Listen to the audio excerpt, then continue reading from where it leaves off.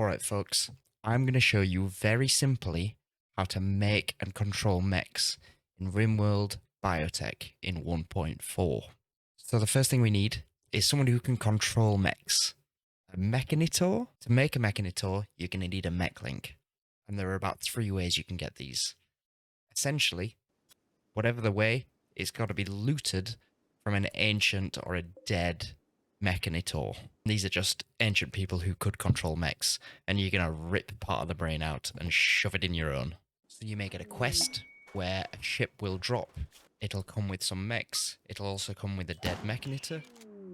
If you beat the mechs, you have access to that Mechanitor and you can rip the mech link right out and install it in yourself.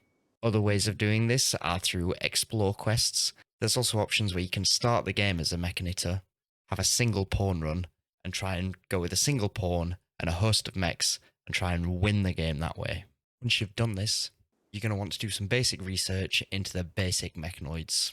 This will free up all of the basic kit that you need to set your mechs up and running. First, we're going to need some subcores, which is essentially a mech brain, and they're coming from subcore encoders. From the subcore encoder, we're going to make some subcores, and those are our mech brains. Next up, you're going to need a mech gestator. This is where your mechs are going to be made. At the start, you can make 4 different mechs: for fighting, for constructing, for farming, and for carrying. On top of that, you're also able to resurrect any of your basic mechs that if they get incapacitated or beaten or whatever, as long as they're still partially intact. As long as you've not had like a cave-in on the heads and the pawns disappeared completely, you should be alright for a resurrection. Once you have mechs, these are assigned to your Mechanitor, and he can send orders around, and as long as the mechs are within range of him, they will carry out orders. This also means that your Mechanitor pawn is really, really valuable.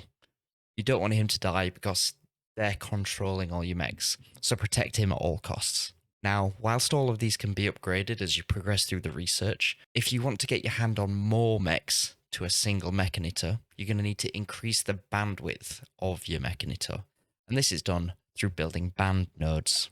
Now these take a ton of power, but these increase the bandwidth and therefore the number of mechs that you can control at any one time. So mechs also have a set amount of energy for performing their day-to-day tasks. They are going to run out of the energy over a period of time, and you're going to want to recharge that energy with a mech recharger. And because mechs produce pollution, you're going to need some pollution pumps to suck the pollution out of the ground and put it into waste packs that can be disposed of properly. And with those basic things, that is essentially your core mech setup. It's going to use a lot of energy. You're going to need a lot of batteries, of solar panels, of whatever to keep yourself going. But from there, you can do your research and you can explore how you're going to improve all of these aspects of the mechs and the pawns. And as you reach endgame, you might get something as ridiculous as these mech commanders that fire out huge balls of fire or continued laser rocket bursts into areas of effect. I'm super excited to build an army full of these. It's going to be great fun. If you found this useful, please hit me with a like. And also, please feel free to share your biotech tips below. Always happy to hear what you guys have to say. Enjoy your Rimworld, guys. I'll catch you in a bit.